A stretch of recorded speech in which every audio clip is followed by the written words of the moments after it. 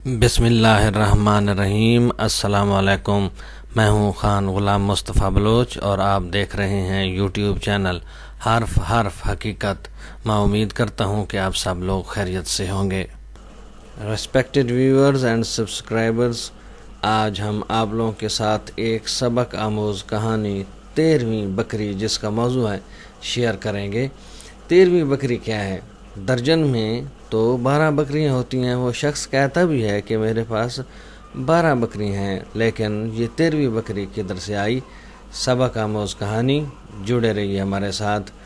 اگر آپ ہمارے چینل پر نئے ہیں اور ابھی تک آپ نے ہمارے چینل کو سبسکرائب نہیں کیا تو براہ کرم ہمارے چینل کو سبسکرائب کیجیے اور ساتھ میں لگے بیل آئیکن کو ضرور دبائیے گا تاکہ آنے والی ویڈیوز کے لگاتار نوٹیفیکیشنز آپ کو مل رہیں۔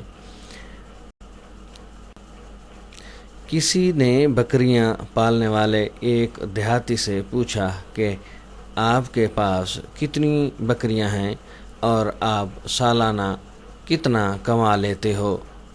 بکری والے نے جواب دیا، میرے پاس اچھی نسل کی 12 بکریاں ہیں جو مجھے سالانہ تقریباً 6 لاکھ روپے دیتی ہیں، جو ماہانہ 50,000 روپے بنتا ہے۔ مگر جب سوال پوچھنے والے نے بکریوں کے ریوڑ پر نظر دوڑائی تو اس ریوڑ میں 12 نہیں 13 بکریاں تھیں۔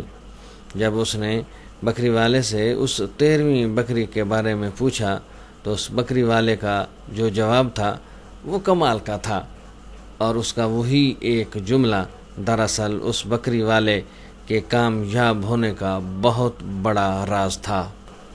اس بکری والے نے کہا، ان 12 بکریوں میں سے میں 6 لاکھ منافع حاصل کرتا ہوں، اور اس 13ویں بکری کے سال میں 2 بچے ہوتے ہیں۔ اس 13ویں بکری کے ایک بچے کی میں قربانی دے دیتا ہوں، اور اس بکری کا دوسرا بچہ میں کسی غریب مستحق کو دے دیتا ہوں۔ اس لیے یہ ایک بکری میں نے گنتی میں شامل نہیں کی۔ یہ 13ویں بکری میری باقی کی 12 بکریوں کی محافظ ہے اور میرے لیے باعث خیر و برکت ہے۔ یقین کریں، یہ کوئی معمولی بات نہیں ہے۔ دنیا کے بڑے بڑے فلاسفروں کے فلسفے ایک طرف اور اس بکریاں پالنے والے نوجوان کا یہ جملہ ایک طرف۔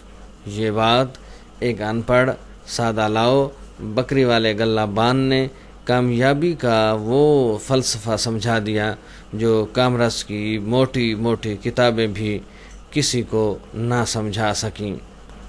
لوگ رزق کو محنت میں تلاش کرتے ہیں، حالانکہ رزق سخاوت میں، اللہ کے راستے خرچ کرنے میں، دسترخوان کو کھلا رکھنے میں، اپنے عزیز و اقارب کے کام آنے میں، کسی انسان کے لیے زندگی میں آسانی پیدا کرنے میں ہے۔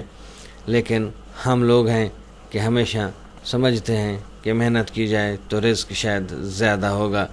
نہیں، رزق دراصل اللہ کی برکت کا نام ہے، اللہ تعالیٰ کی طرف سے عنایات کا نام ہے۔ اسی لیے تو نبی اکرم صلی اللہ علیہ وسلم نے فرمایا کہ اوپر والا ہاتھ نیچے والے ہاتھ سے، دینے والا ہاتھ لینے والے ہاتھ سے زیادہ افضل ہے۔ اب تک کے لیے اتنا ہی۔ جڑے رہیے ہمارے یوٹیوب چینل حرف حرف حقیقت کے ساتھ تاکہ آپ کو آشنائی ملے حرف حرف حقیقت سے۔ ویڈیو پسند آئے تو لائک کیجئے گا، شیئر کیجئے گا اور کومنٹ سیکشن میں جا کر اپنی رائے سے ضرور آگاہ کیجئے گا۔ آپ کی دعاؤں کا طالب آپ کا اپنا Khan Ghulam Mustafa Baloch. Thanks for watching us and wait for the next videos. Allah Nigehban.